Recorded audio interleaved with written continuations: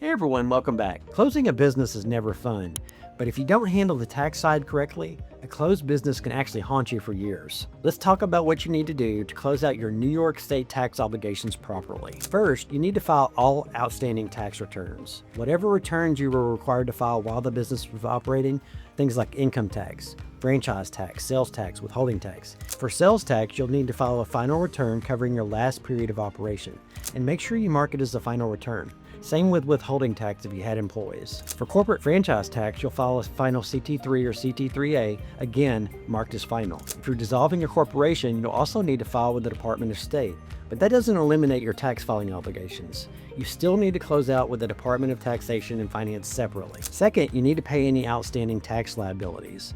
This includes not just the taxes themselves, but any penalties and interest that have accrued. If you can't pay in full, you may be able to set up a payment plan, but you do need to address it. And remember what we talked about with trust fund taxes in previous videos?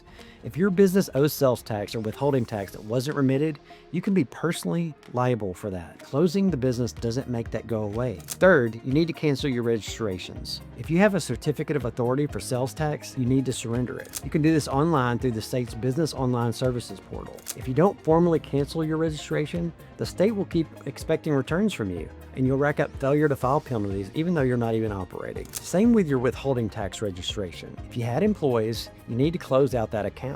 And fourth, make sure you keep your records. Even after the business is closed, you need to retain your tax records for at least 3 years. Longer if there's any chance of an audit or dispute. If the state comes asking questions 2 years from now, you need to be able to produce documentation to back up the claim that you closed down. Fifth, deal with any ongoing disputes or audits.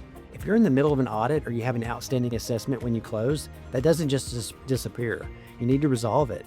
Ignoring it will lead to collections against you personally, especially if trust funds are involved or liens and other problems down the road could arise. A lot of business owners think that once they close their doors, they're done, but unfortunately they're not. The state will continue to pursue unpaid taxes, and the personal liability exposure from trust fund taxes means this can follow you for years. So if you're closing a business and you want to make sure you're doing it right, or if you closed a business and now you're getting notices, work with a tax professional who can help you navigate the closeout process, because it's not easy. Doing it right now saves you from much bigger problems later. Thanks for watching, and I'll see you next time.